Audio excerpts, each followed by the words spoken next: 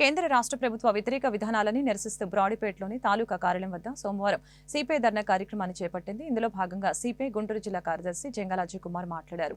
భారతదేశ ఆర్థిక పారిశ్రామిక వ్యవస్థల్ని ముఖేష్ అంబానీ, గౌతమ్ ఆదానీలు దోచుకుంటున్నారని, వారి దోపిడీని అరికట్టాలని డిమాండ్ చేశారు. మన రాష్ట్రంలో స్మార్ట్ మీటర్ల ఏర్పాటుని ఉపసంహరించుకోవాలని విజ్ఞప్తి చేశారు. పార్టీ నగర కార్యదర్శి కోట మాల్యాద్రి మాట్లాడారు. దేశ సంపదను కార్పొరేట్ శక్తులకి అప్పగిస్తూ విధానాలని మోడీ మానుకోవాలని హితో పలికారు.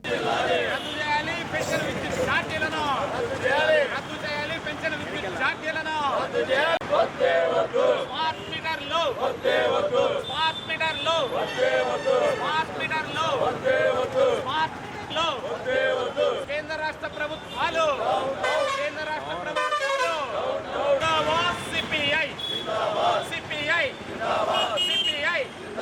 పెన్షన్ విద్యుత్ ఛార్జీలను దేశవ్యాప్తంగా ఈ రోజున భారత కమ్యూనిస్ట్ పార్టీ సిపిఐ ఆధ్వర్యంలో డిమాండ్స్ డే జరుగుతూ ఉంది.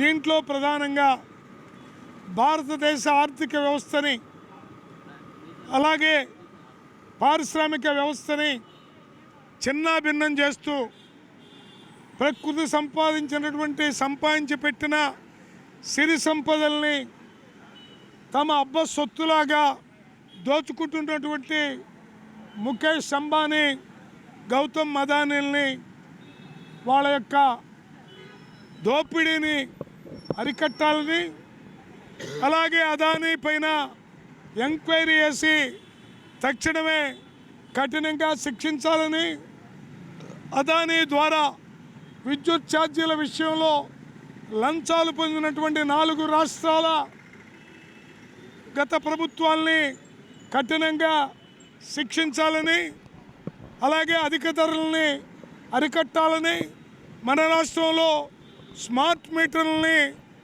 తొలగించాలని, భవిష్యత్తులో పెట్టకూడదని, అలాగే ట్రూ ఆఫ్ ఛార్జీలని రద్దు చేయాలని, పెంచిన విద్యుత్ ఛార్జీలని ఉపసంహరించాలని ఈ రోజున పెద్ద ఎత్తున దేశంలో ఉన్నటువంటి అన్ని ఎంఆర్ఓ తాలూకా కార్యాలయాల వద్ద ధర్నా కార్యక్రమాలు నిర్వహిస్తూ ఉన్నాం.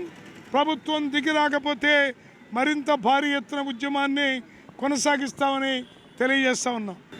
దేశవ్యాప్తంగా మోడీ ఆర్థిక విధానాలకు సంబంధించి వారికి వ్యతిరేకంగా, అట్లాగే ఈ దేశ సంపదని కాపాడుకున్న దాంట్లో భాగంగా భారత కమ్యూనిస్ట్ పార్టీ ఆధ్వర్యంలో ఏదైతే మోడీ గారు మరి ఇద్దరు దత్తపుత్రుల్ని, మరి అదానీని, అంబానీ దేశ సంపద అంతా కూడా కొల్లగట్టి వాళ్ళకి పెడతా ఉన్నాడు.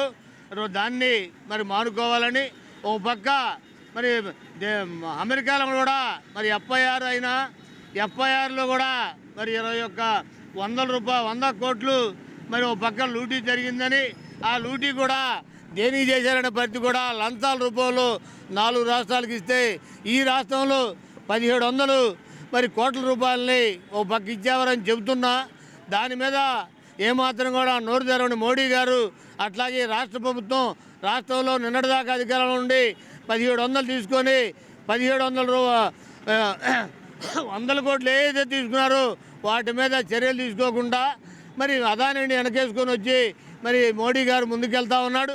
ఇప్పటికైనా అదానీని మరి దోషిగా చూడాల్సిన ప్రభుత్వం మరి ఇప్పుడు కూడా మరి ఆయనకి మరి అన్నీ కూడా అంటగడుతూ ఉన్నారు.